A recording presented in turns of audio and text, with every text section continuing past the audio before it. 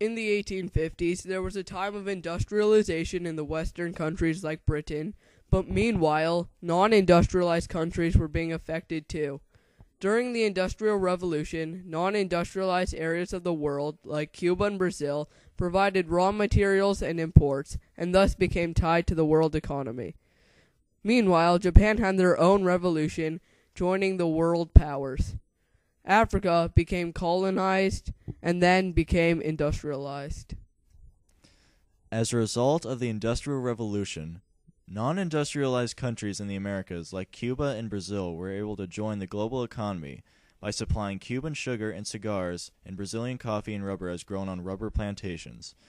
As the 1800s progressed, small factories scattered throughout all of Cuba were absorbed into larger Havana operations, though outlying factories were frequently kept open to handle spikes in demand.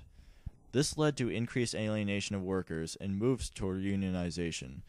Unionization was only one of many reasons encouraging experienced cigar makers to take their cigar brand and start a factory in New York, New Orleans, Florida, or California. Cuba's sugarcane industry boomed during this time, requiring many black slaves to meet the high demands of the crop in industrialized countries.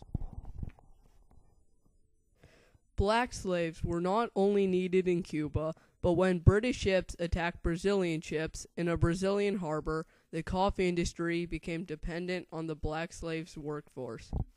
A little background on Brazilian coffee is coffee was introduced in Brazil by Francisco de Melo Palheta in 1727. Brazil was, and still is, the world's largest coffee industry.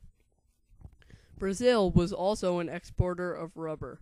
Central Americans were the first to discover the uses for the unique properties of natural rubber. The process of rubber making is when a white liquid called latex is extracted from the stem of a rubber tree, and when it is exposed to the air for 12 to 24 hours, its pH falls to 5, and it spontaneously conjugates to form polymer rubber. Rubber was vastly imported by the United States and the UK for latex and rubber goods. And more recently, rubber's been used to make rubber ducks. Before the Industrial Revolution, Japan had closed its doors to trade with Europeans, but when American Matthew Perry and his squadron of 4 ships landed in Japan, they convinced the Japanese government to open 2 trade ports in Nagasaki with America, as well as an American consul to take residence in Japan. Sakachi Toyota was an inventor who invented numerous weaving devices and founded the company Toyota.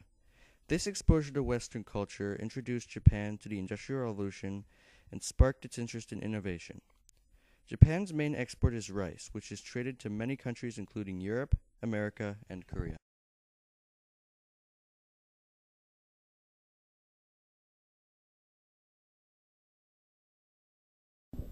Africa was majorly affected by the Industrial Revolution.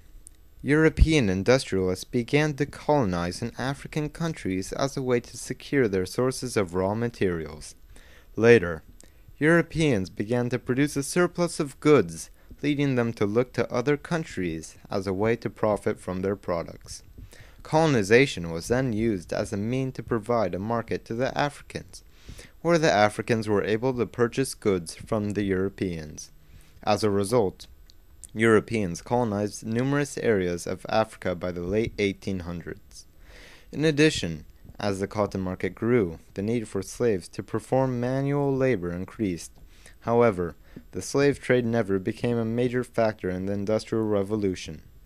Africa became subject to the building of railroads, which were used for trade with the Europeans. Previously used transportation systems such as the Niger River lessened in importance.